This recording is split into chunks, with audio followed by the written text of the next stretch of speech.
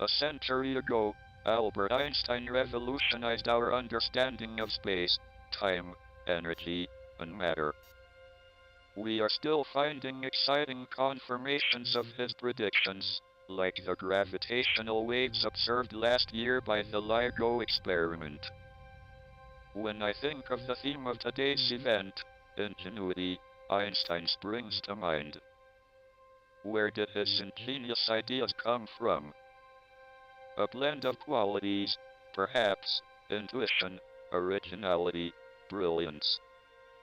Einstein had the ability to look beyond the surface, to reveal the underlying structure. He was undaunted by common sense, the idea that things must be the way they seemed. He had the courage to pursue ideas that seemed absurd to others, and this set him free to be ingenious. A genius of his time, and every other. A key element for Einstein was imagination. Many of his discoveries came from his ability to reimagine the universe through thought experiments. At the age of 16, when he visualized riding on a beam of light, he realized that from this vantage, light would appear as a frozen wave. That image ultimately led to the theory of special relativity. 100 years later, physicists know far more about the universe than Einstein did. Now we have greater tools for discovery, such as particle accelerators, supercomputers, space telescopes, and experiments such as LIGO.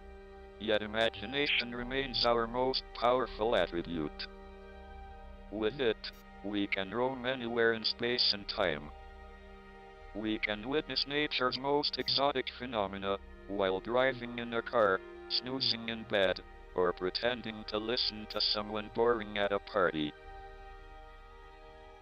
Much of my own life has been spent exploring the nature of black holes, their geometry, evolution, and the fate of those unlucky enough to fall in. These greedy monsters are not easy travel destinations, but they fascinate me, and I keep going back. This year, Andy Strominger, Malcolm Perry, and I have reimagined black holes, examining the energy states of their vacuums, and the information stored on their boundaries, with potentially deep implications for physics.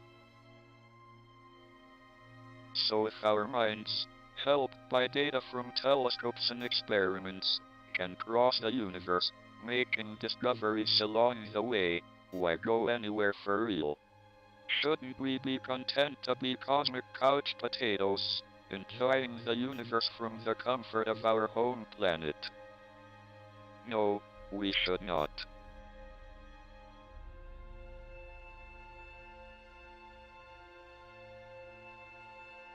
The universe is a violent place. Stars engulf planets. Supernovas fire lethal rays across space. Asteroids hurtle around at hundreds of miles a second. Granted, these phenomena do not make space sound very inviting. Yet these are reasons why we should venture out into space instead of staying put. Because if we wait long enough, they will reach us here. I am not doomsaying. It is guaranteed by the laws of physics and probability. Furthermore, we know there is at least one advanced civilization with a propensity for destroying species, ecosystems, atmospheres, and weather patterns, perhaps entire planets. And it happens to live on Earth. Spreading out may be the only thing that saves us from ourselves. The second reason is that we are, by nature, explorers. The same curiosity that sends us to the stars, at the speed of thought, urges us to go there in reality. And whenever we make a great new leap, like the moon landings, we elevate humanity, bring people and nations together, usher in new discoveries, and new technologies. So far, such journeys have been limited to our local cosmic neighborhood. 40 years on, our most intrepid explorer, Voyager, has just made it to interstellar space. But that is still a very long way from reaching the stars. At Voyager speed, 11 miles a second, it would take about 70,000 years to reach our nearest star system, Alpha Centauri. It is 4.37 light years away, 25 trillion miles. If beings on Alpha Centauri are receiving television transmissions from Earth, they are still blissfully ignorant of the rise of Donald Trump.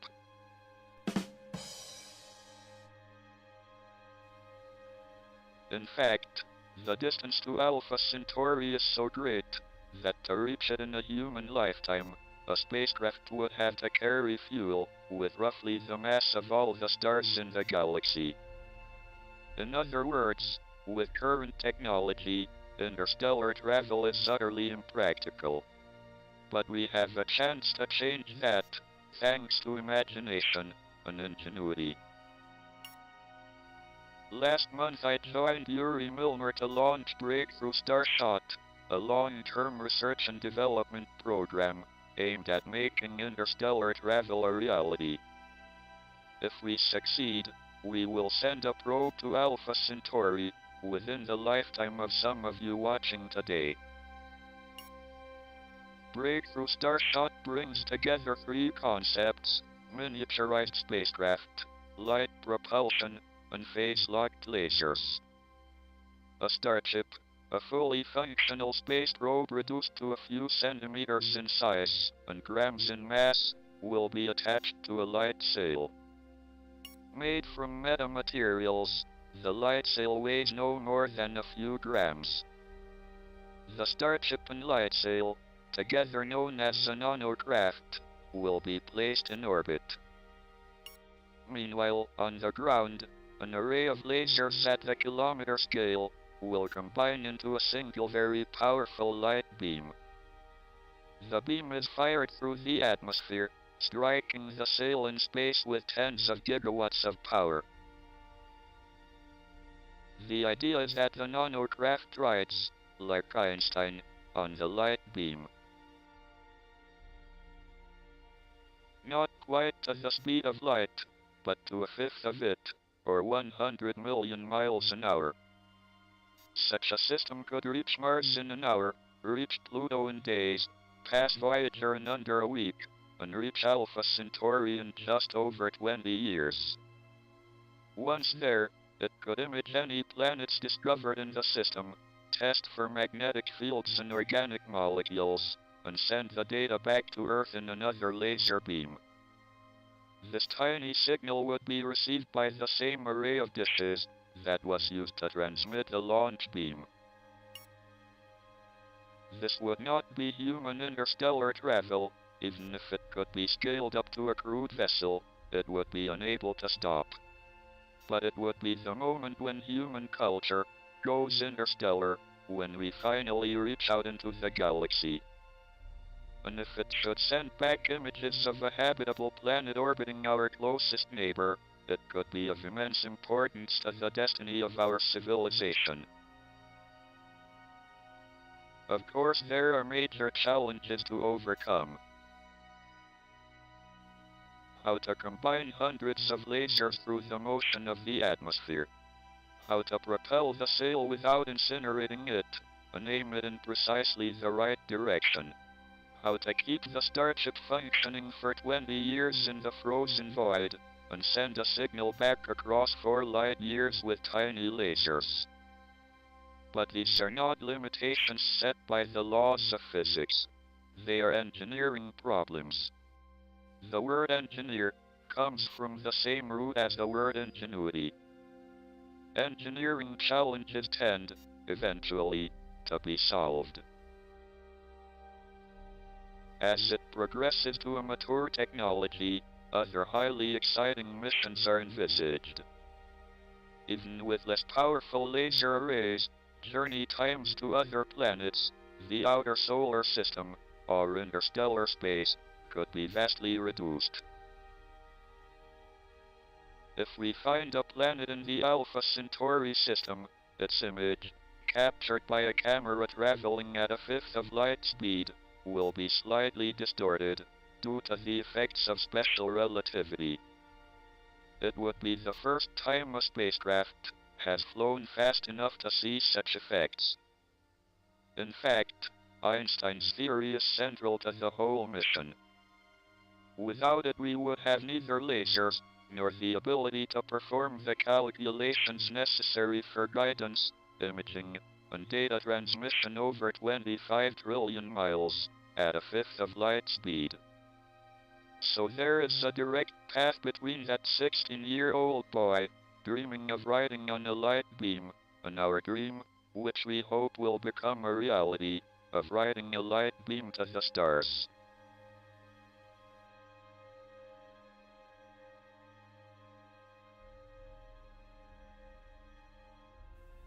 So in this lecture, I will try to convey the rationale behind a very ambitious project called the Breakthrough Starshot. And it all started on May 15th last year, when two people came out of a black car. One of them was Yuri Milner. The second is, who is a very visionary entrepreneur from Palo Alto, Silicon Valley. And the second is Pete Worden, who used to be 2 months earlier the director of NASA Ames, and stepped down because of these breakthrough initiatives that one of which I will describe. And they came to my office to ask if I'm willing to participate in those initiatives. And of course, I didn't think very long. I said yes. I gave them a tour of the Great Refractor, as you can see here. One of the initiatives was the possibility of visiting the nearest star to the sun. And the question was, is that feasible? And if so, what is the technology that is needed? And should we pursue it? It was not at all clear.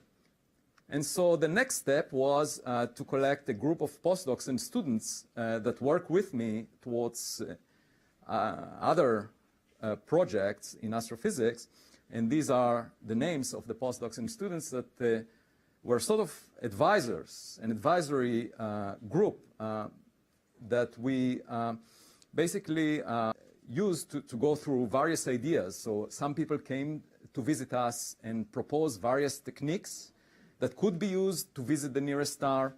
And the challenge is, of course, that the nearest star is about 4 light years away. And if we want to visit it within our lifetime, and obviously any project that lasts much longer than a human's lifetime has much less enthusiasm around it, right?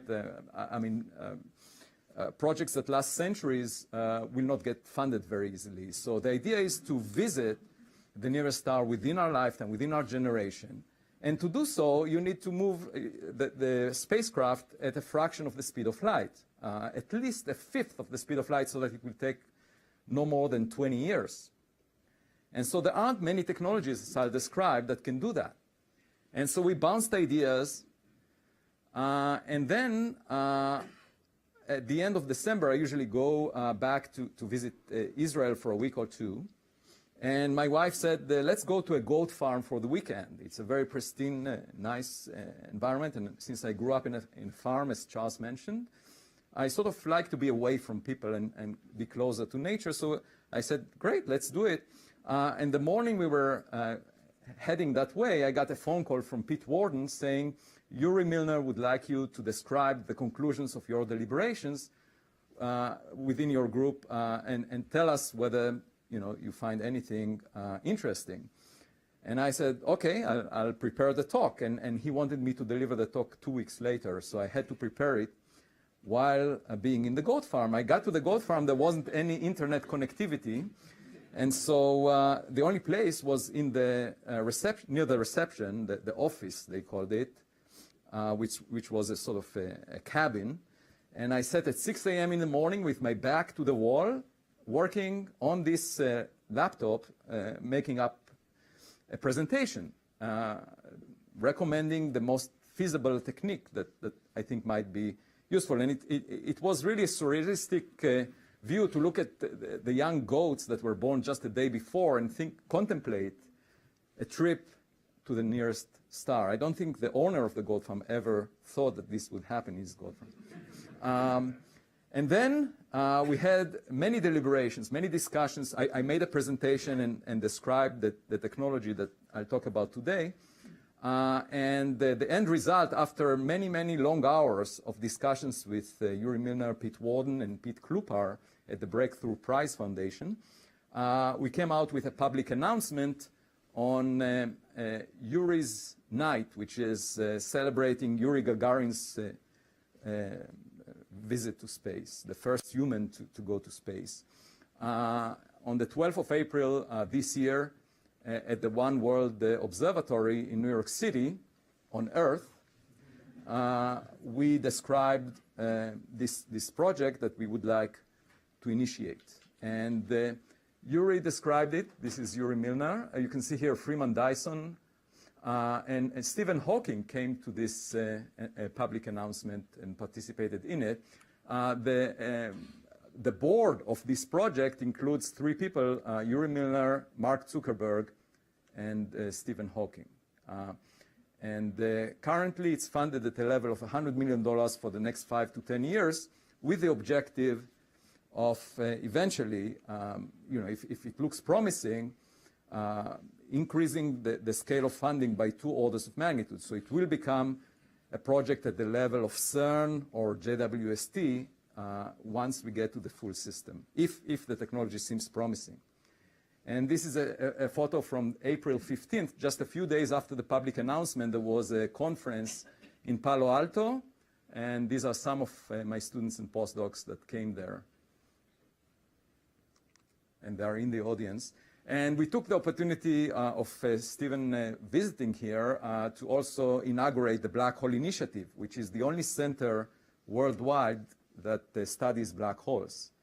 And that's a collaboration between physics, astronomy, philosophy, and math. And you can see some of the PIs here in this picture. My daughter was very fascinated by Stephen Hawking. She even she studied his life and was very impressed by his optimism. She gave a lecture at her class about him. And he was, I think he enjoyed very much the visit. One of the nights, we went to many dinners, and after one of them, he said to the people that take care of him, let's go to the bar at the Charles Hotel. So he really had fun around here. He came to our house. This is our house for Passover, actually.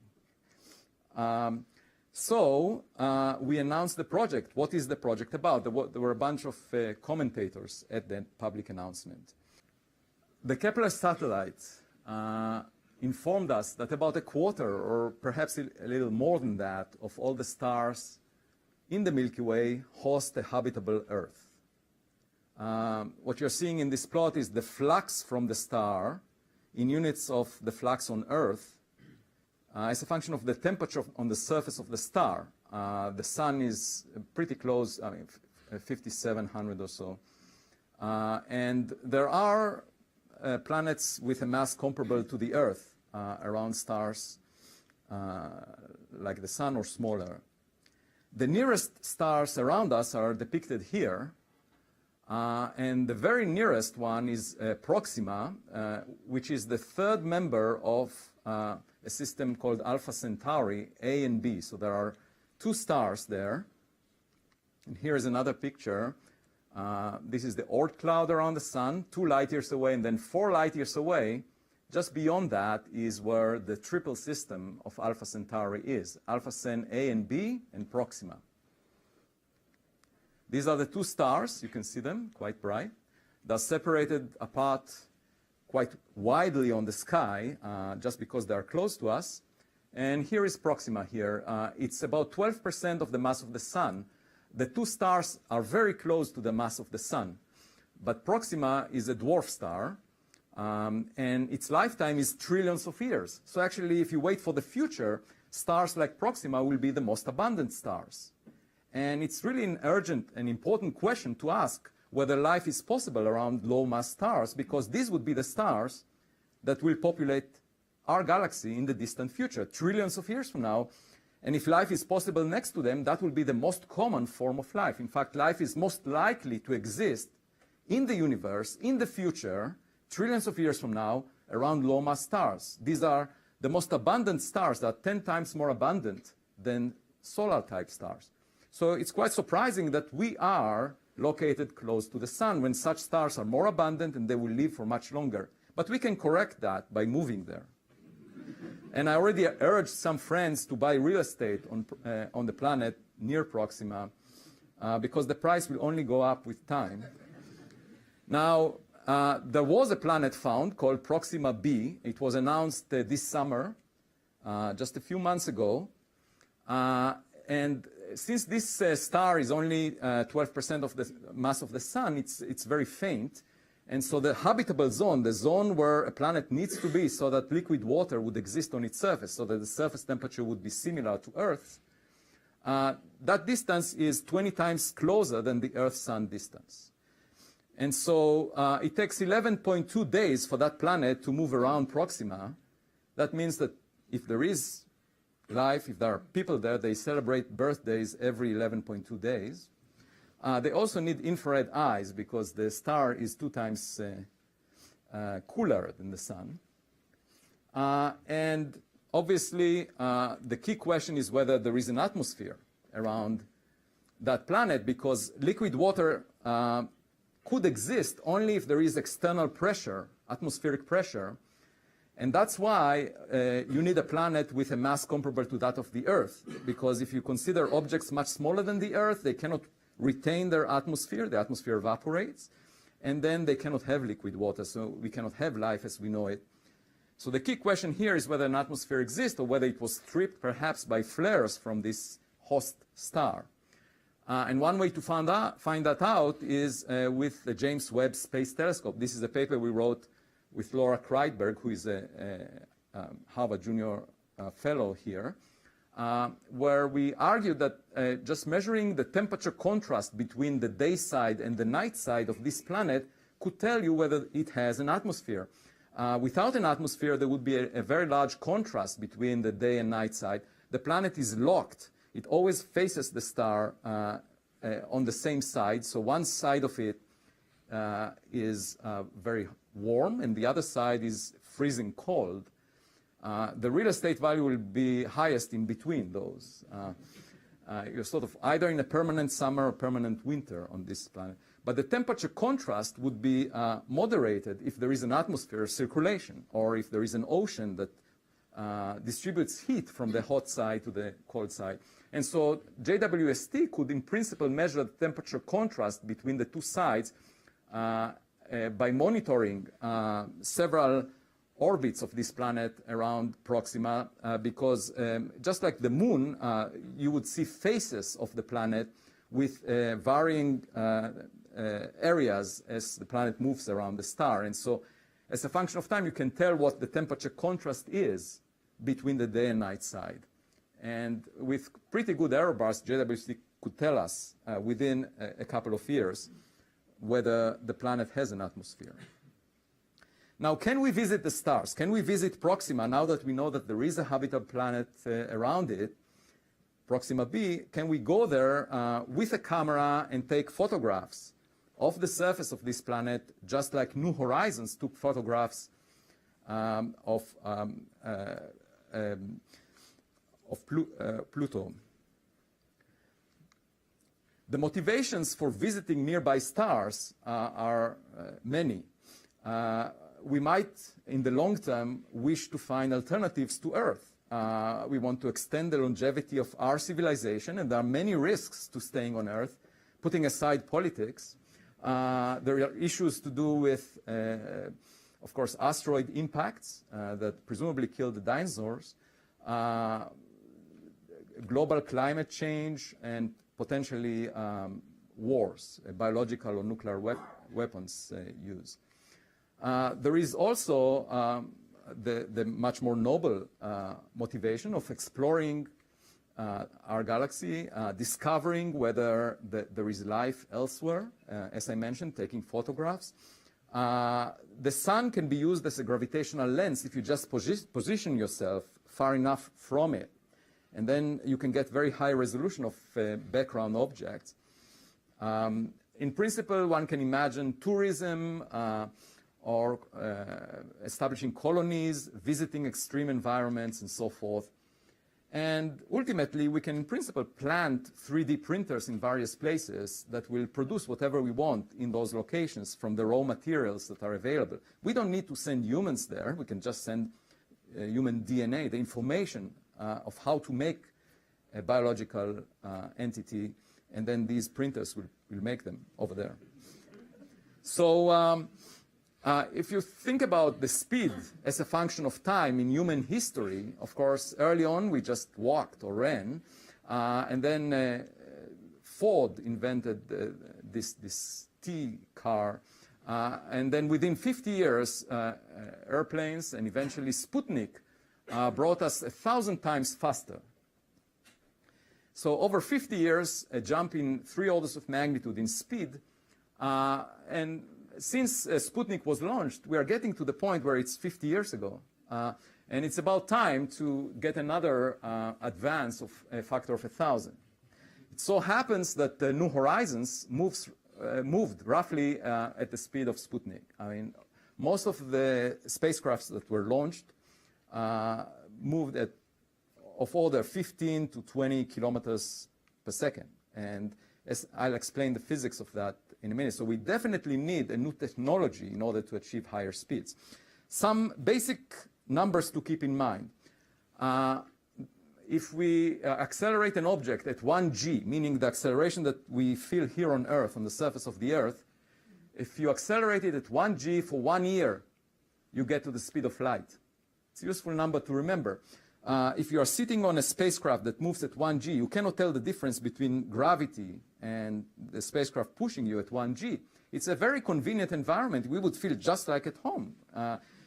But within a year, we would reach the speed of light. And if you continue to do that, then at a steady 1g acceleration, in principle, you can cross the entire universe because the Lorentz factor grows exponentially.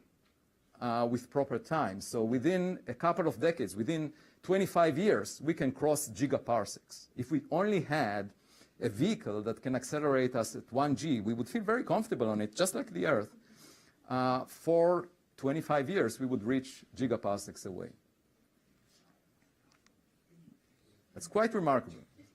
Now, what is limiting us? Why are we stuck here? Well, basically, it's the energy per unit mass that any fuel can provide. So the energy per unit mass gives you the maximum kinetic energy that is available. Or if you, the maximum velocity squared over 2. Now, if you consider chemical propellants, this velocity, maximum velocity that you get is of order 1, maybe 2 kilometers per second. That's why rifles or guns can accelerate bullets only to a speed of the order of 1 or 2 kilometers per second, not more than that. What happens is if you try to accelerate a bullet, even if you build a very long barrel, it doesn't matter. Once the bullet reaches that speed, the gas behind it gets rarefied. There is a rarefaction wave, and the gas cannot catch up because the bullet moves faster than the sound speed. So you end up with a maximum speed that is comparable to the sound speed. Then with nuclear fuel, radioactive fuel, you can reach maybe 1,000 times more because you get 1 to 10 MeV per proton. So that a proton is a GeV, so that ends up giving you a maximum speed of order 1,000 kilometers per second. Perhaps more than that. This is with radioactivity, if you have just radioactive elements. If you have fission, you can get up to 10 to the 4 kilometers per second. And with fusion, you can get to 1/10 of the speed of light if you use all this energy. And if you have an external source, if you don't carry the fuel with the spacecraft, in principle, you can reach the speed of light. There is nothing to prevent that from happening. So in terms of the momentum, the best way to achieve the speed of light is reflecting light. So if you imagine a mirror reflecting light, the amount of momentum given to the mirror is, since you get twice the momentum of the photon, since it bounces exactly in the opposite direction, you get twice the energy over the speed of light as the amount of momentum kick out of this deposition of energy. If you instead deposit the energy in matter and release matter from an exhaust, then you can get more than that, because the energy is the momentum squared over twice the mass of the fuel. And you can write this as momentum times speed divided by 2. And then the change in the momentum is, again, twice the energy over the speed of light, but this time there is an extra factor of the speed of light over the speed of the gas at the exhaust. So in fact, the momentum that you get per unit energy is much more in case you are ejecting matter. But if you want to reach the speed of light, it really doesn't matter. You really want to use light. It's sort of obvious. There is this equation, momentum equation, which tells you that the force acting on the spacecraft is given by the mass loss. If you have just matter leaving the exhaust, the mass loss per unit time, the mass loss rate, times the speed of the gas at the exhaust relative to the spacecraft, which is roughly the sound speed.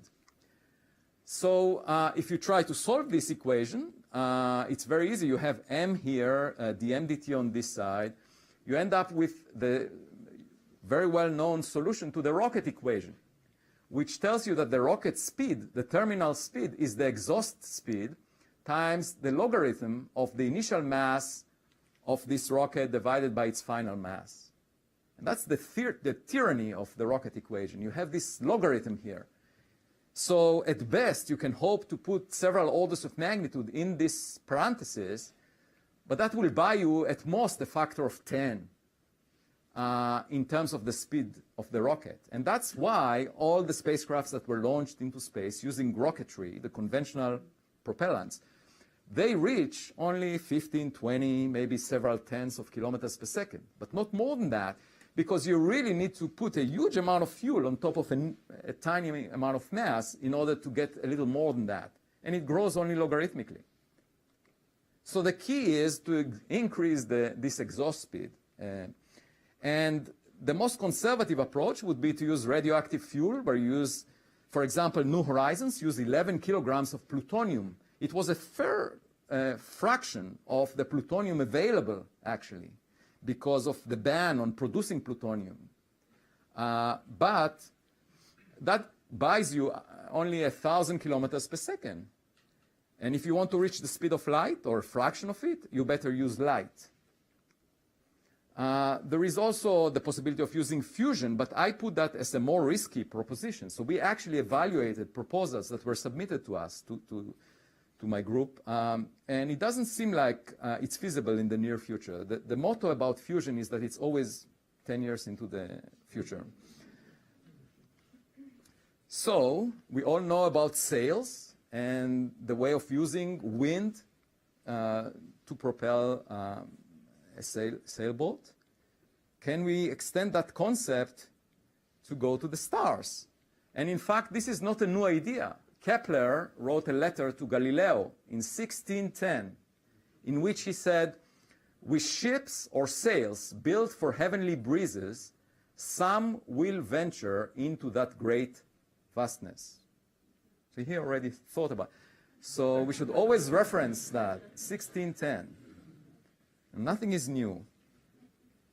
Shortly after lasers were invented, in 1962, Robert Forward wrote a paper suggesting using lasers to propel spacecrafts. Basically, to push a sail with laser light. This appears to be a very efficient method if you're aiming to get to very high speeds. And there were a bunch of papers a few years later in Nature, also in Physical Review letters and so forth.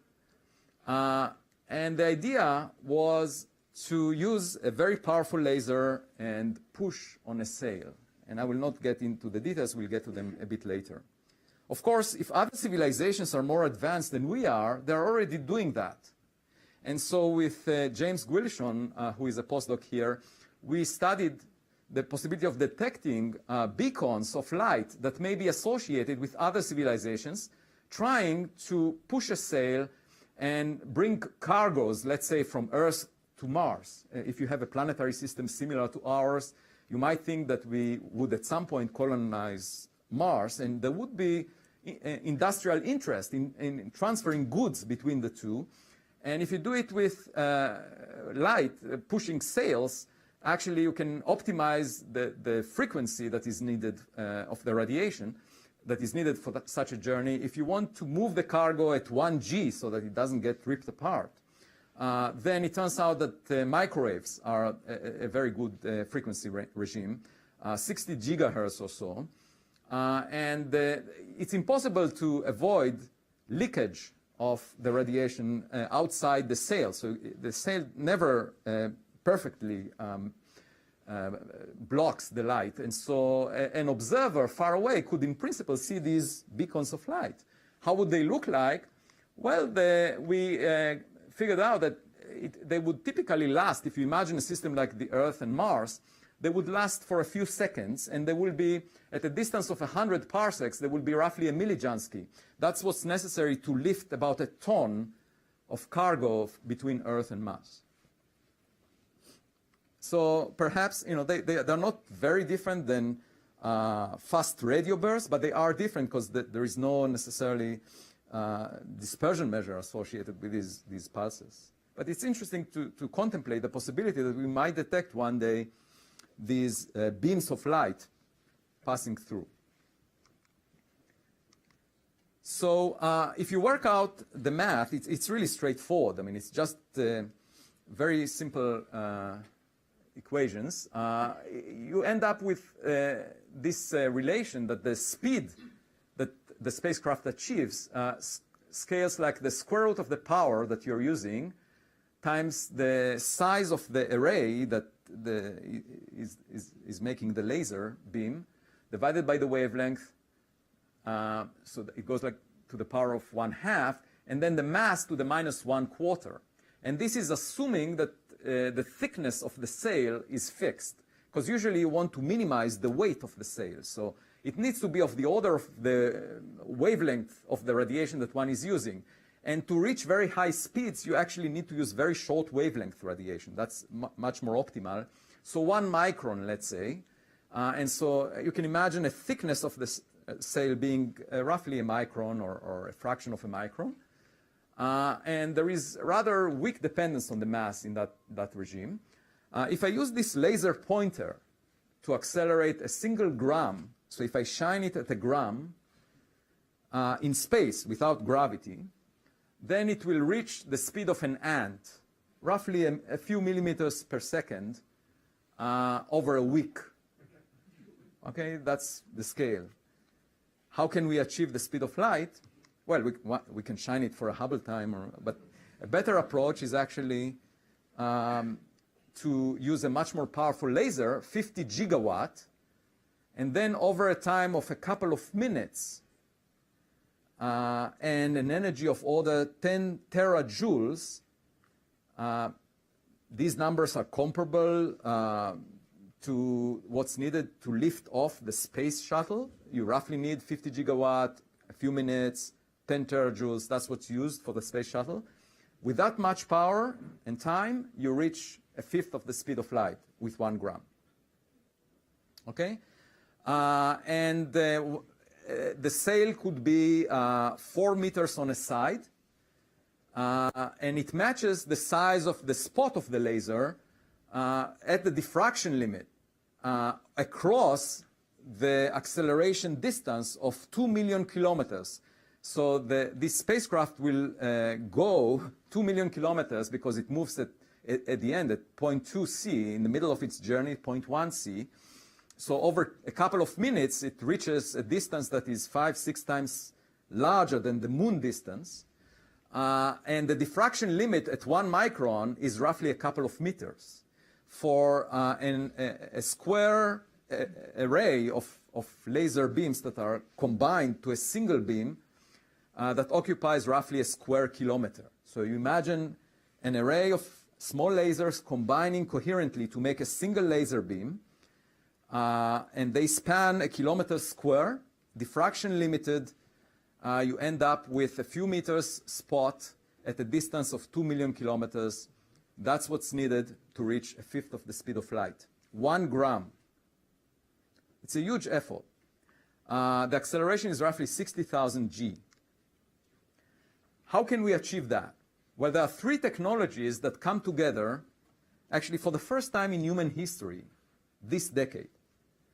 One is the miniaturization of electronics. If you look at your iPhone and you strip it from the protecting case and from the human interface, you end up with electronics that weighs less than a gram.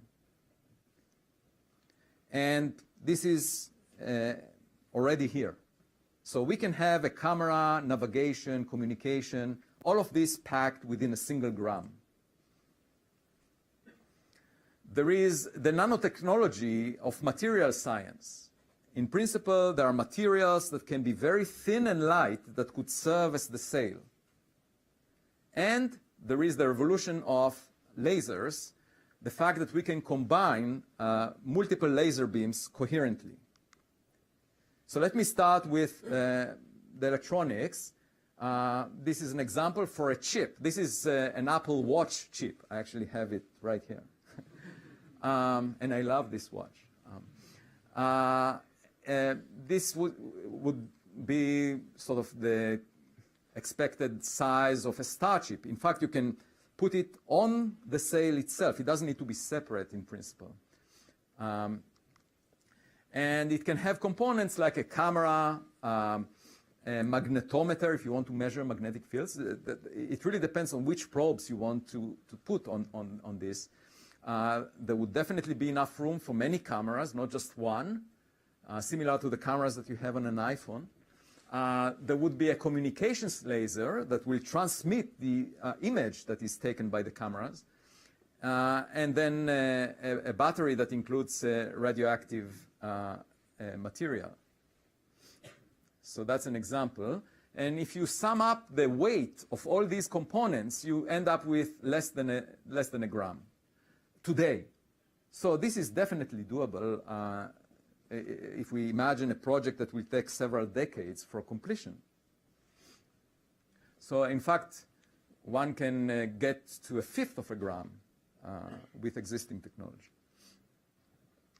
Now the sail is a big challenge because the material needs to be sturdy, very strong. It's being illuminated by the laser, but it will not be uniformly illuminated. So it needs to sustain force differences or shear, but it also needs to avoid absorbing more than 10 to the minus 5 of the laser energy, because the laser is very powerful. We're talking about 50 gigawatt, 100 gigawatt. If only 10 minus 5 of that power is getting absorbed, it will burn the sail, sort of like Icarus wings burning at the sun. So you need a very small absorptivity, and one way to achieve it is with a very high reflectivity.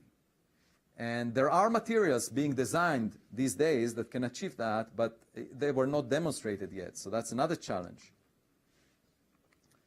Lasers is another technology that is getting better and better. And you can see here Moore's law for lasers. That's the power that CW lasers have as a function of the year. And the doubling time is about 1.7 years, or 20 months. So the laser power is rising exponentially. Laser costs are falling exponentially. And we really need these exponential laws so that the project will be affordable, so that it will be less than $10 billion, let's say 20 years from now. The idea is to combine multiple laser beams, each of which is low power, into a single extremely powerful beam. And for that, you need phase locking. You need to correct for any phase errors in each of the laser beams that you are combining. Otherwise, you will not achieve the diffraction limit. The spot would be very big. A lot of the energy will be wasted. It will not fall on the sail. Material strength of the sail is a big issue, and low absorptivity. It could be a rather thin layer, and we know that graphene, for example, is a very strong material that in principle could be used. And then the concept is that one is shining the laser beam on this sail in an attempt to reach 20% of the speed of light, reach the Alpha Centauri system within 20 years, and send back images. And the most important thing is that during the acceleration, you want the sail to stay on the beam. So there is an issue of stability. The question is, if you perturb the sail slightly, sideways or in any other way, would it continue to ride on the beam, or would it slide to the side? And actually, the first detailed paper that was dedicated to this problem was written by Zach Manchester, a postdoc in the engineering department here at Harvard, that we are finishing these days. And we found that, in fact, one stable configuration that looks most attractive is actually that of a ping pong ball, basically a spherical shell that appears to be very stable to a hollow beam, laser beam. So you can, in principle, shape the beam and shape the sail in a way that would keep them stable. A parachute configuration is not necessarily stable, actually. And then we want to put the chip on top of the sail. In principle, you might think, oh, maybe we can use sunlight, which is many different wavelengths. The problem there is that the power, the flux of the sun is not large enough. You need to construct a huge sail in order to capture enough momentum. So, but that was used by the Icarus probe. It used a 20-meter sail driven by the sun, but the speed was rather small. In principle, one can tap also the solar wind. That gets you at most to kilometer per second, 800 kilometers per second or so. So what are the components of this of the system? We have to at first obviously construct the nanocraft, this spacecraft, made of the ingredients that I mentioned. There is a need to construct the laser beamer. So that's a combination of many small laser beams that combine together to make the powerful coherent beam. Eventually, we hope within 2-3 decades, we can get to the point of launching something. The launch itself takes minutes, a couple of minutes. For each spacecraft, one can launch many of them. So this technology allows you to, in principle, launch as many systems as you want because they're relatively cheap. Once you have the infrastructure, you can launch one sail per day. And so there could be hundreds or thousands of them launched in different directions to explore different things. If you're interested in Planet 9 and what's going on it, you can shoot such a thing. It would reach Pluto within a few days. So in difference from New Horizons that took 9.5 years, moving at 0.2 C allows you to explore Pluto on the same week. The NASA administrator had to change during the mission lifetime of New Horizons. So it's a big difference. If you can launch small nanocrafts, many of them at a relatively low cost, once you have the infrastructure, that makes a completely different strategy to exploring space. And then, of course, there is a very long time of cruising towards the target. So in the case of the Alpha Centauri system, it will take 20 years at 0.2 C, a couple of decades where, things will be rather boring. So 2 minutes for the launch and then a couple of decades waiting for it to reach it. And then the encounter. So passing close to a planet there would take hours. And then there is the data delivery. And for that, the earliest that we can hope for is 4.24 years, the time it takes light to reach us from the Proxima system. So the steps are many, And of course, in principle, one can fabricate light cells once we know which material to use, what shape to give it, how to produce it, then we can make many of these. And obviously, within a couple of decades, making such things would become much cheaper. We're aiming to have a diameter of order 4 meters and a gram scale weight. And then combining, this is just an artist illustration. It's by no means meant to represent individual lasers the way they should look like. But the idea is to use fibers and correct for phase errors and combine multiple laser beams into a single coherent beam over an array that has a size of the order of 1 kilometer. These are existing solar thermal arrays, what you're seeing here. Now, which wavelength to use depends on the atmosphere. If you build this array on the Earth, and at first we contemplated the possibility of space, but that makes it much more expensive. And also you would need to construct such a structure in space with robots. It would be so huge and so expensive. There is no way to do it at the same price tag. So it's much more practical to build the laser array on the ground. Then you have to cope with passing it through the atmosphere.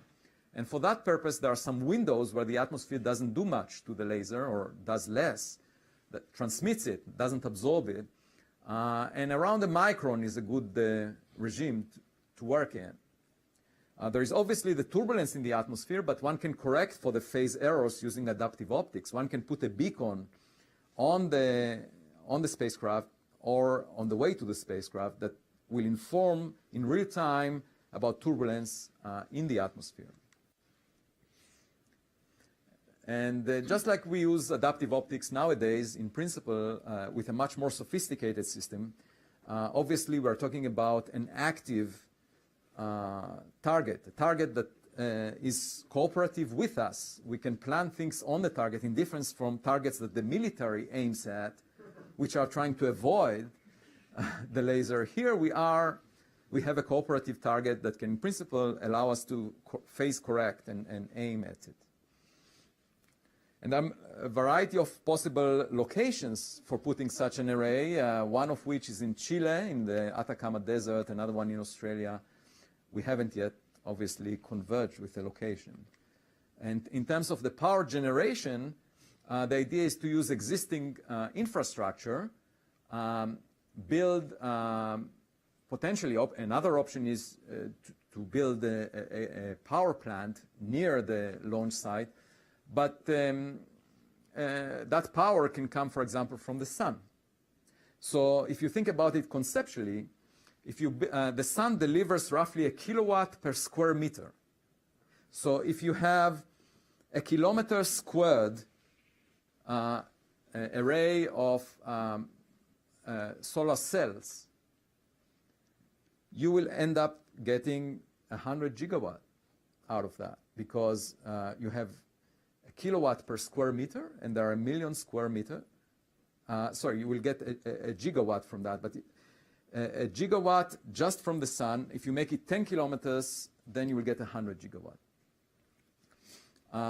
And that's enough power in real time to provide the launch. In principle, you can store that power. You can have just 1 gigawatt from the sun, store it for a while, and then release it over a couple of minutes.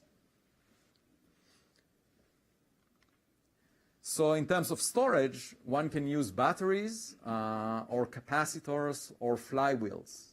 Again, we haven't converged with a specific element. In terms of the launch, the idea is to have a mothership that brings, that is brought into space with a rocket. And the mothership has a lot of small spacecrafts with their sails in it. So it's like a mother having a lot of babies in its belly. So that's the way to think of it. And it has an orbit such that it will release those spacecrafts at the right time, at the right place. So here is the deployment of a nanocraft from, I mean, just conceptually. We haven't yet designed it, of course. And then the launch will be of roughly a gram that will be accelerated over a couple of minutes. The launch will begin at around 60,000 kilometers from Earth. And the ultimate speed is a fifth of the speed of light, 60,000 kilometers per second. And you can imagine once a day such a launch. It's very cheap. I mean, the cost of such a sail would be of the order of hundreds of dollars. It would be really cheap because the materials are relatively cheap. If you think about an iPhone, it costs a few $100s. And so the real investment in funding is actually to build the infrastructure, not to produce the spacecrafts. There is, of course, a policy issue. Of course, we don't want to hit any of these existing satellites out there with a laser beam. There would be issues to do with other countries worried about aiming at them. And that's another reason for putting the laser on the ground, because if you put it in space, people would worry that you can point it at them. Although, even in this case, one can put a mirror such that it will go to, and I'm sure North Korea, will be worried about that.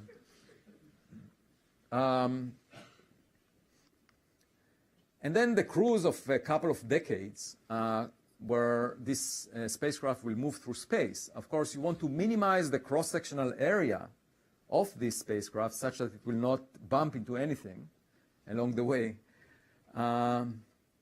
But it's a long time, a couple of decades. And some of these spacecraft will be lost. So that's another reason to send many of them. Interstellar dust is a concern. And we actually wrote a paper with Blakeslee Burkhardt, who is in the audience, postdoc here, Tim Huang and Alex Lazarian, that we are just replying to the referee right now. In fact, I got an email the other week from Fred Rassio, the editor of the Astrophysical Journal Letters, who said that any paper written on Starshot should be sent to him. He's he's so intrigued by this concept that he would like to, for his referees to look at these concepts. And so in terms of this interstellar dust risk, if you imagine a dust grain, if you go to the rest frame of the spacecraft, the dust grain is moving relativistically at 0.2 c, the speed of light. So it's sort of like it releases an amount of energy per proton similar to a nuclear explosion. So think of it as an a tiny atomic bomb hitting you.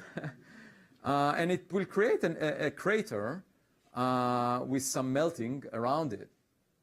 And so in this paper, we calculated the likelihood of that happening, which fraction of the volume of a spacecraft, let's say the thickness of the material is 0.1 millimeters. So if you imagine, for example, folding the sail to a needle-like configuration such that there is some protection to the electronics in front of it, with a thickness of 1/10 of a millimeter, what you see here in the gray region is the expected column density of hydrogen towards the Alpha Centauri system. So we don't know exactly the interstellar medium density, but we should have a column density somewhere between 3 times 10 to the 17 and 10 to the 18 per square centimeter.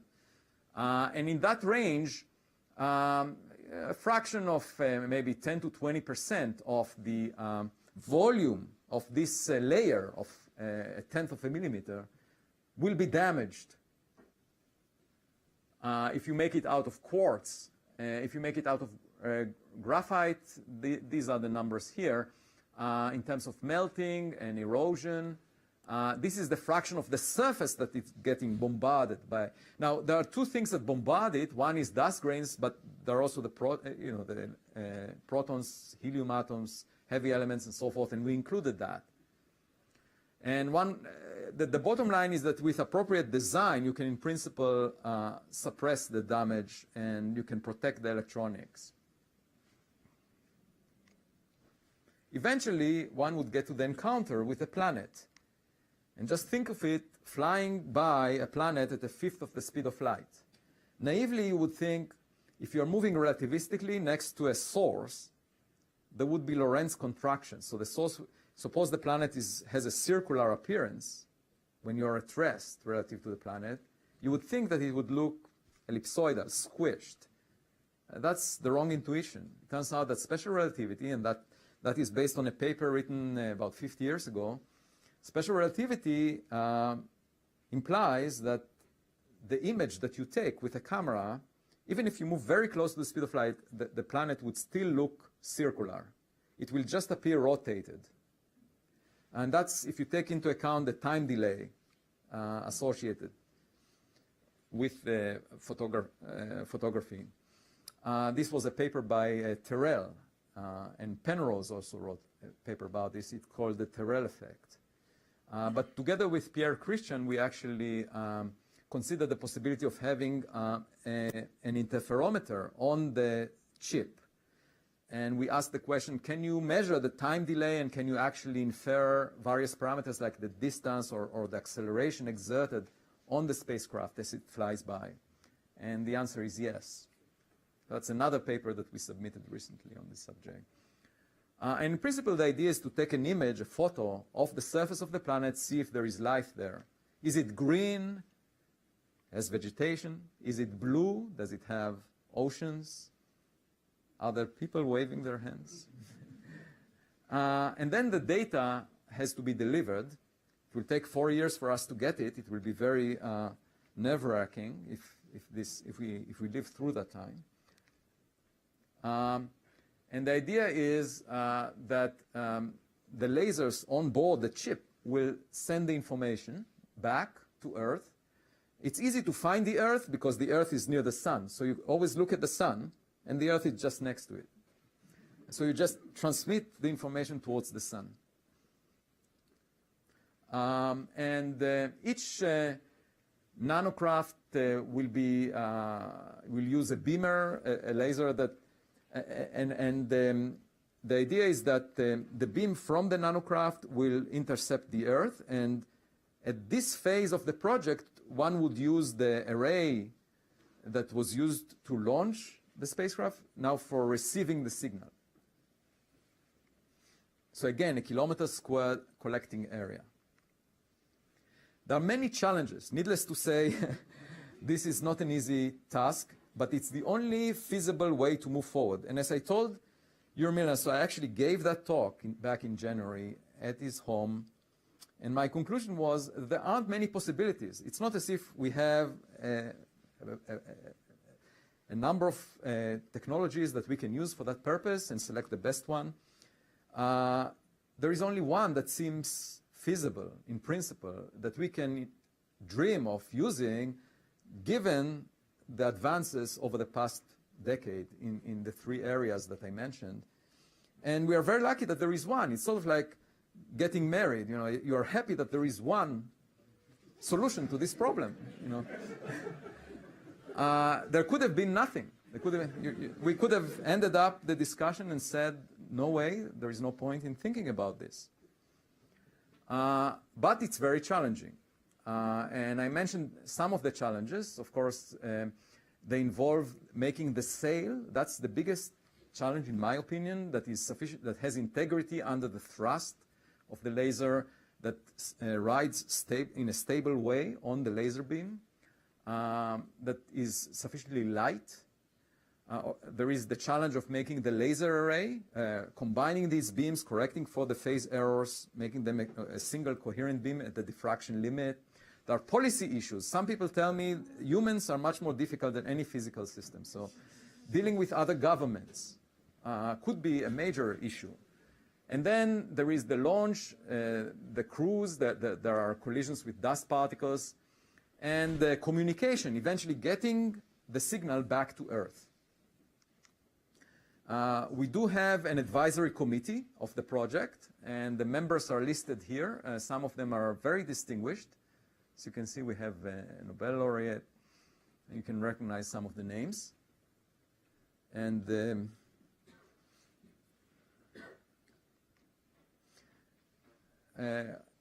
the bottom line is that for the first time in human history, we can do more than just gaze at the stars. We can actually reach them. And this is just the beginning. Now is the time to begin the feasibility study of this technology, it will cost about $100 million over 5 to 10 years to figure out if the technology is feasible. And if it is, we hope there will be sufficiently wealthy individuals interested in supporting it, and perhaps some governments. So let me conclude with a brief video in which I summarize the concept. And there is no audio track here. So this is the mothership that releases a single spacecraft, a laser sail. Oops. Sorry.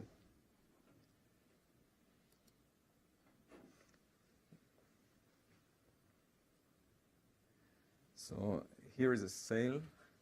For some reason, it stops.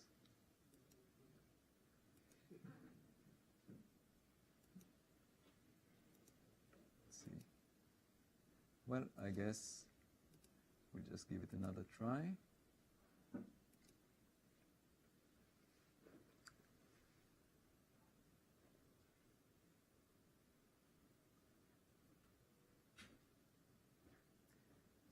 And when it gets to the right place at the right time, the laser points at it and pushes it. That's the concept. 2 million kilometers away, the acceleration stops. And here is another launch, let's say a day later. It's being pushed, and then the acceleration stops. In principle, the sail can point sideways so to reduce the chance of intercepting dust particles, or you can imagine folding the sail into a needle-like configuration. Then it passes the Oort cloud. It could take some photographs along the way, and then it gets close to the star of interest, and next to a planet that here looks like the Earth. Doesn't need to be that way. And here are the photos. And these photos are eventually transmitted back through the small lasers on board the spacecraft. They pass through the solar system, and eventually this laser beam illuminates the Earth. And now the array is in the receiver mode, receives the signal. And this is the concept. Thank you.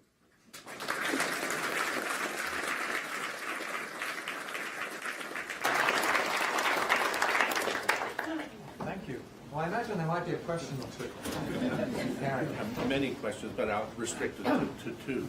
What is since this is a free flyer, how accurately, you're moving a great distance, and so if you want to fly by the planet and not catch it, at the other side of its orbit, how precisely does that happen? So first thing to keep in mind is that stars move relative to each other. You're not pointing at the star, you're pointing at where the star will be in 20 years. Right.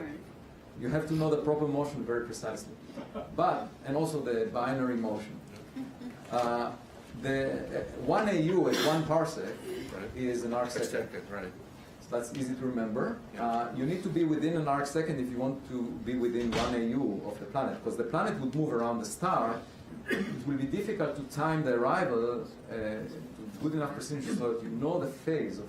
So if you want to be within 1 AU, let's say of alpha cen A or B, then you need an arc second precision. Now, even if you shoot it, so first of all, you can shoot a number of these, like spray the system, and then one of them will pass close. But you could also correct through a navigation device by, for example, if you shine a laser from the sail, you can position various lasers across the sail such that they will give a little bit of thrust.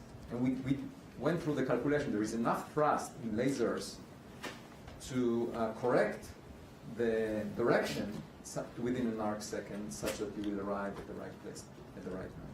The other question is, just like with the reflectivity of the sail, I would think you have to worry about the very details of the transmission of the Earth's atmosphere around 1 micron, because you're pumping a huge amount of energy, and if it's not 100.000%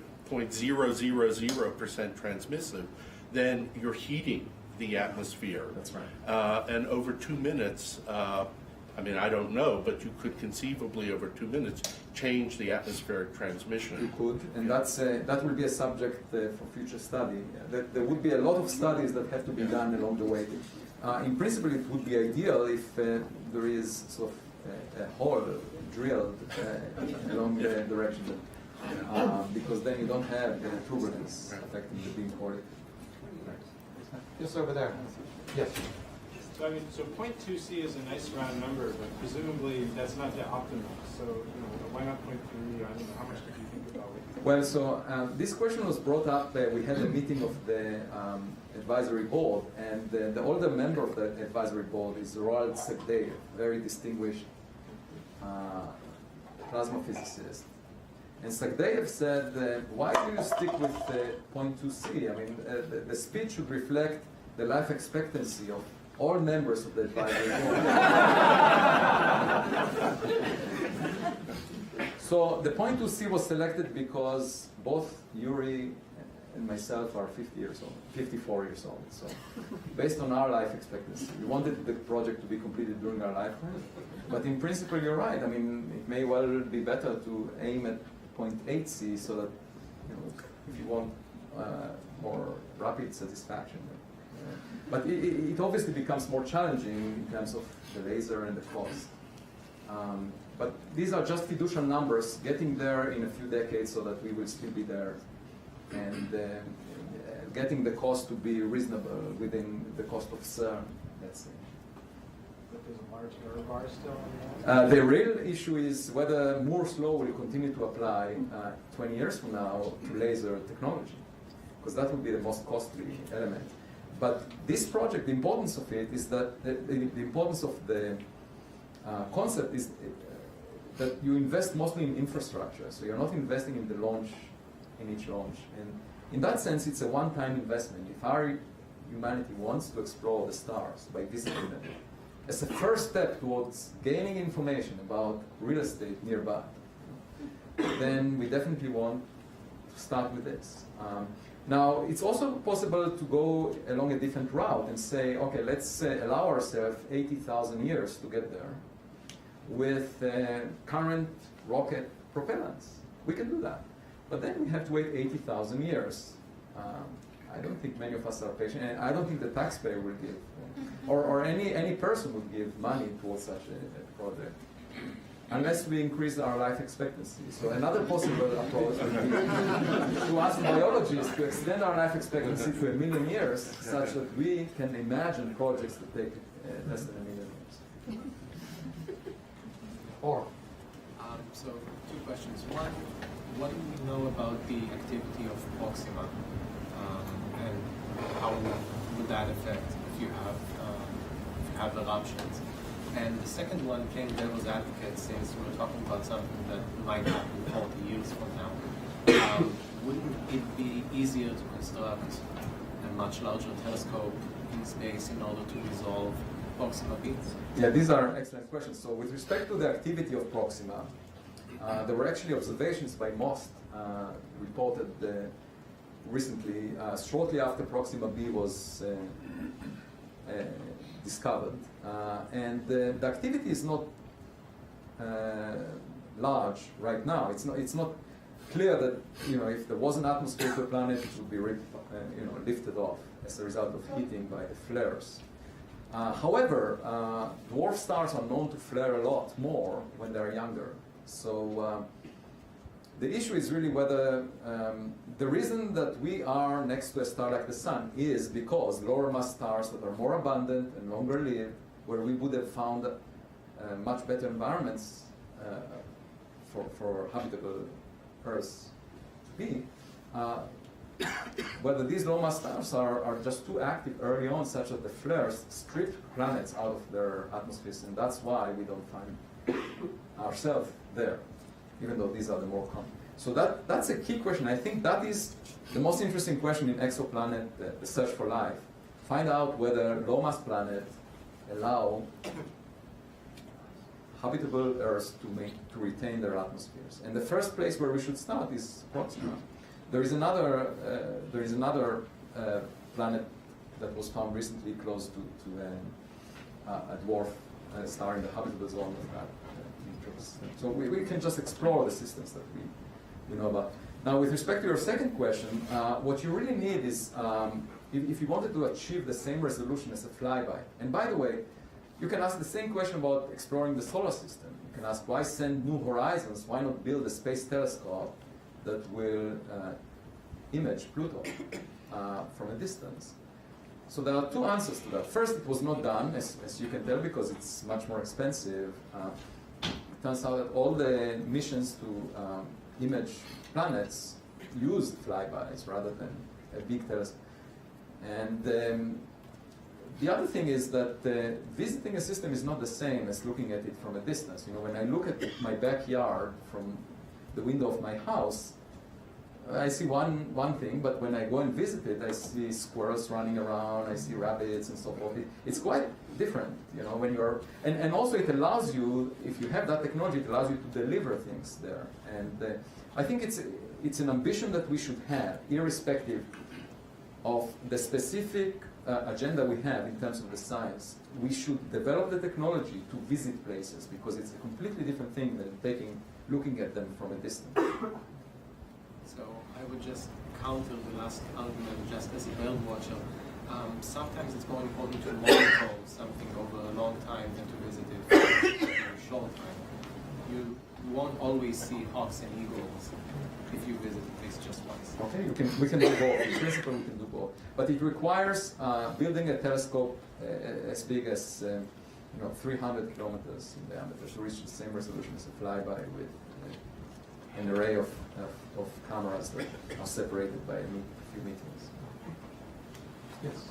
Yeah, I have two questions. First is... Okay, just briefly, everybody's asking 2 questions, so if you can keep them brief. Okay.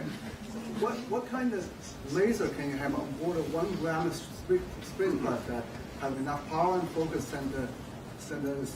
Right, so the question is about the laser. You can imagine having I mean, the laser pointer that I was using is a milliwatt scale, but you can put a watt laser on such a thing. And in terms of power, there is definitely enough photons there to reach the Earth. The issue that you're asking is, how wide is the beam? And at the diffraction limit, if you imagine, let's say, a meter, if you use, for example, a focusing device or a focusing structure, which is 1 meter in size, and the wavelength is roughly a micron, then 1 meter over a then 1 micron over a meter is 10 to the minus 6. So you get roughly a fifth of an arc second in terms of the angular opening of this laser beam, and it covers across a distance of 4 light years. The spot of that laser would be bigger than the Earth. It would be actually bigger than the Earth-Sun distance.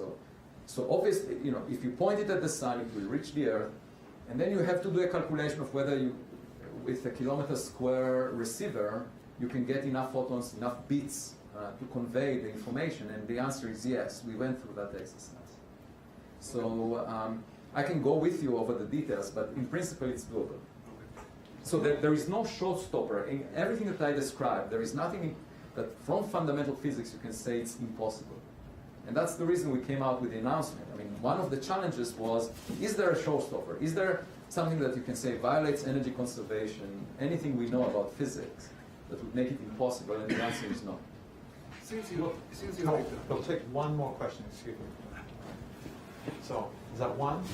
No speeches? Well, the speech part is hard.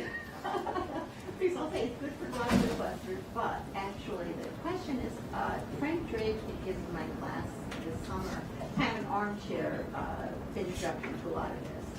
And one of the points he made is that, I think it's at Lawrence Livermore, they're attempting to focus lasers for fusion.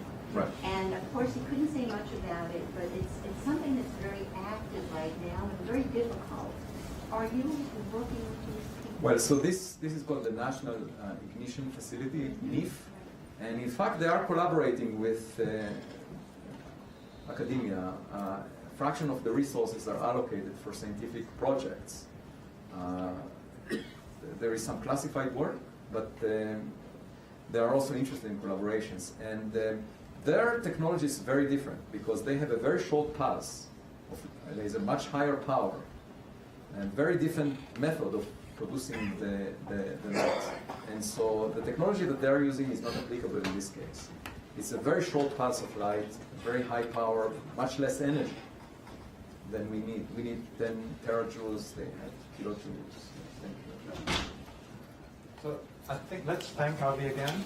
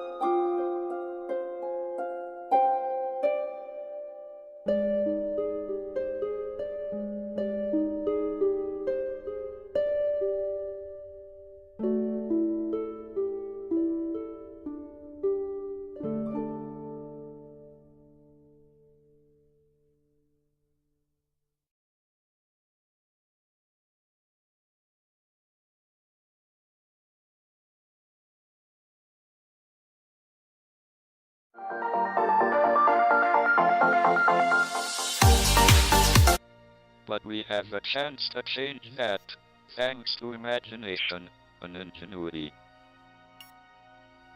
Last month I joined Yuri Milner to launch Breakthrough Starshot, a long-term research and development program aimed at making interstellar travel a reality. If we succeed, we will send a probe to Alpha Centauri within the lifetime of some of you watching today. Breakthrough Starshot brings together three concepts: miniaturized spacecraft, light propulsion, and phase-locked lasers. A Starship, a fully functional space probe reduced to a few centimeters in size and grams in mass, will be attached to a light sail. Made from metamaterials, the light sail weighs no more than a few grams.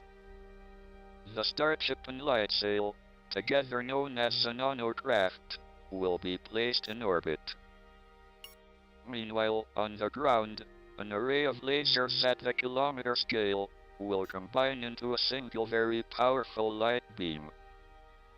The beam is fired through the atmosphere, striking the sail in space with tens of gigawatts of power. The idea is that the nanocraft rides, like Einstein, on the light beam. Not quite to the speed of light, but to a fifth of it, or 100 million miles an hour. Such a system could reach Mars in an hour, reach Pluto in days, pass Voyager in under a week, and reach Alpha Centauri in just over 20 years. Once there, it could image any planets discovered in the system, test for magnetic fields and organic molecules, and send the data back to Earth in another laser beam.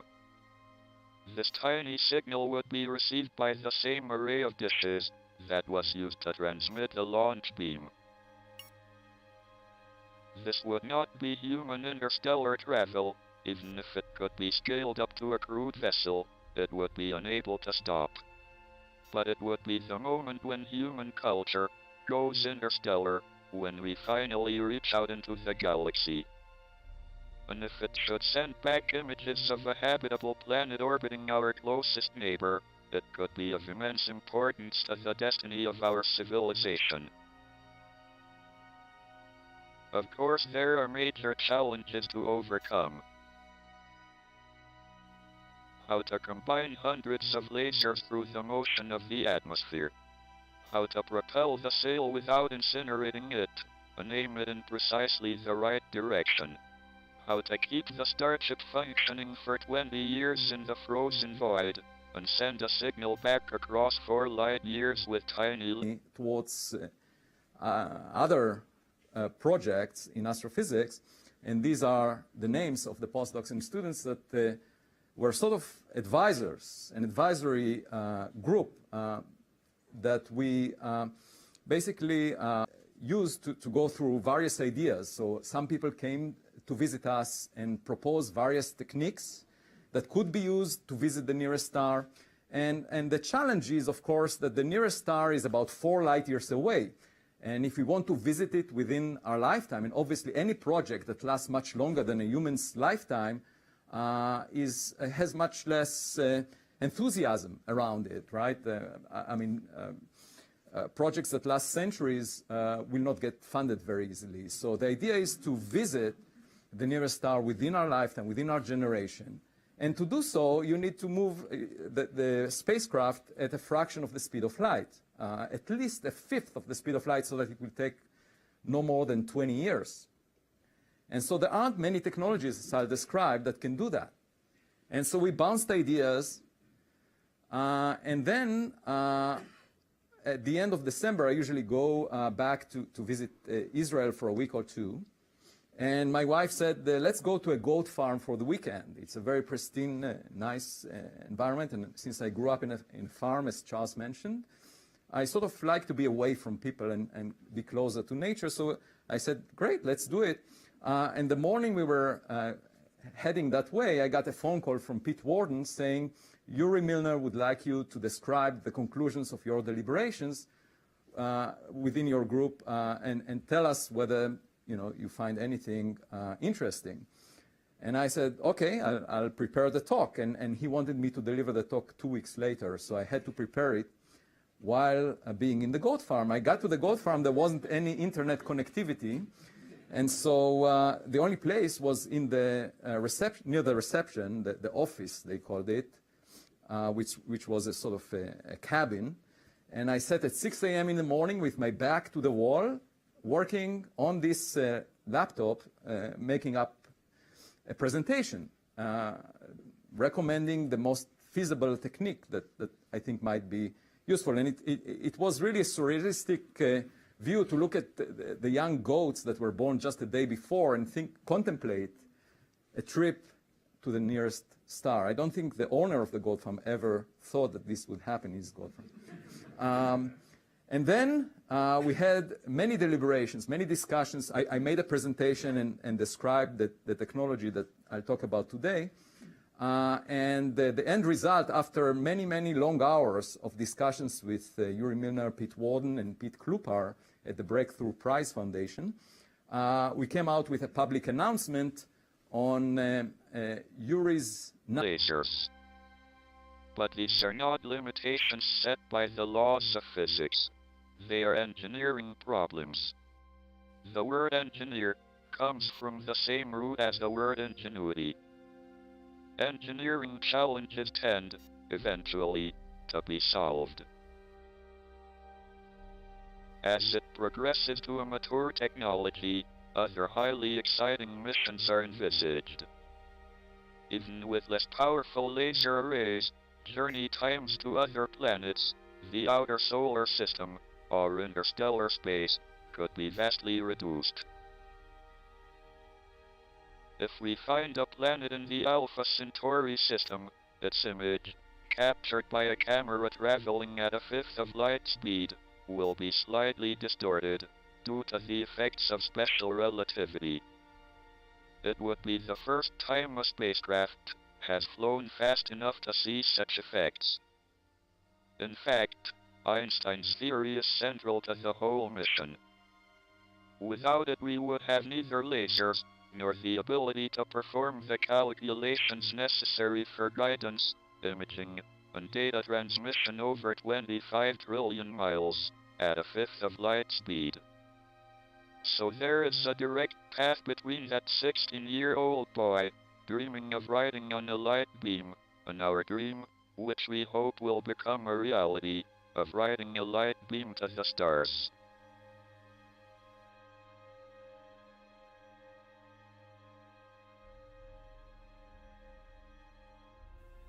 So in this lecture, I will try to convey the rationale behind a very ambitious project called the Breakthrough Starshot. And it all started on May 15th last year, when two people came out of a black car. One of them was Yuri Milner. The second is, who is a very visionary entrepreneur from Palo Alto, Silicon Valley. And the second is Pete Worden, who used to be 2 months earlier the director of NASA Ames, and stepped down because of these breakthrough initiatives, one of which I will describe. And they came to my office to ask if I'm willing to participate in those initiatives. And of course, I didn't think very long. I said yes. I gave them a tour of the Great Refractor, as you can see here. One of the initiatives was the possibility of visiting the nearest star to the sun. And the question was, is that feasible? And if so, what is the technology that is needed? And should we pursue it? It was not at all clear. And so the next step was to collect a group of postdocs and students that work with me. Experiments can cross the universe, making discoveries along the way. Why go anywhere for real? Shouldn't we be content to be cosmic couch potatoes, enjoying the universe from the comfort of our home planet? No, we should not.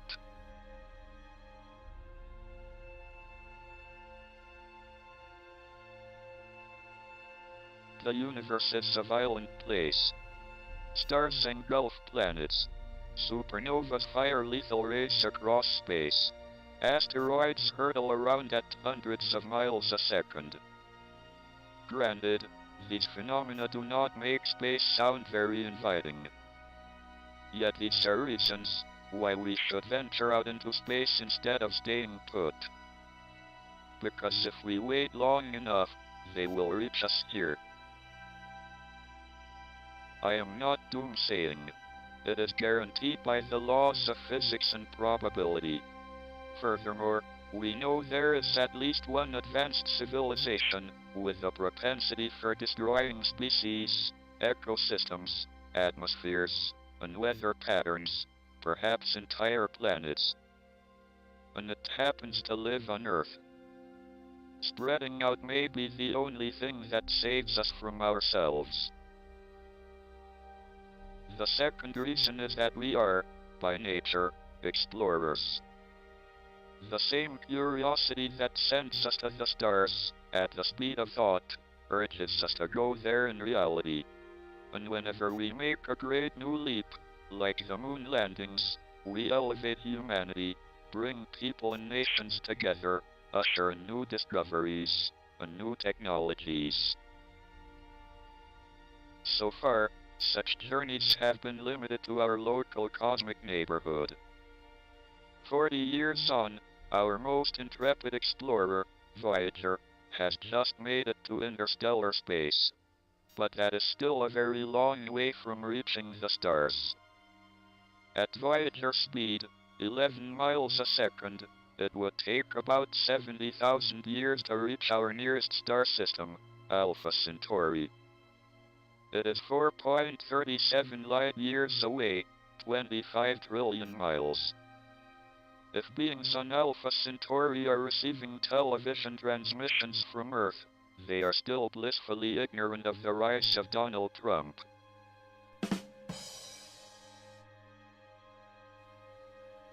In fact, the distance to Alpha Centauri is so great that to reach it in a human lifetime, a spacecraft would have to carry fuel with roughly the mass of all the stars in the galaxy. In other words, with current technology, interstellar travel is utterly impractical.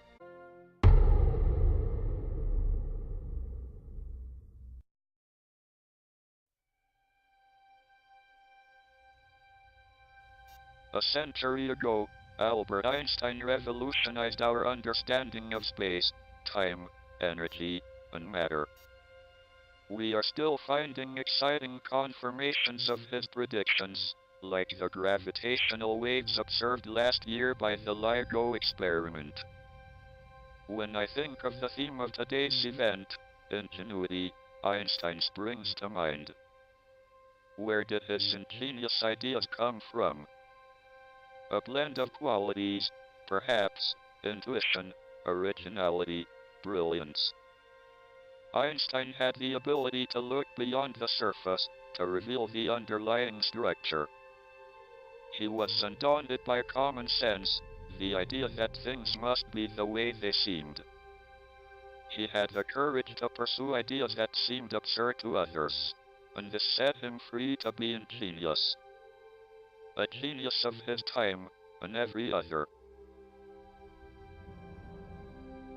A key element for Einstein was imagination. Many of his discoveries came from his ability to reimagine the universe through thought experiments. At the age of 16, when he visualized riding on a beam of light, he realized that from this vantage, light would appear as a frozen wave. That image ultimately led to the theory of special relativity. 100 years later, physicists know far more about the universe than Einstein did. Now we have greater tools for discovery, such as particle accelerators, supercomputers, space telescopes, and experiments such as LIGO. Yet imagination remains our most powerful attribute. With it, we can roam anywhere in space and time. We can witness nature's most exotic phenomena, while driving in a car, snoozing in bed, or pretending to listen to someone boring at a party. Much of my own life has been spent exploring the nature of black holes, their geometry, evolution, and the fate of those unlucky enough to fall in. These greedy monsters are not easy travel destinations, but they fascinate me, and I keep going back. This year, Andy Strominger, Malcolm Perry, and I have reimagined black holes, examining the energy states of their vacuums, and the information stored on their boundaries, with potentially deep implications for physics. So if our minds, helped by data from telescopes and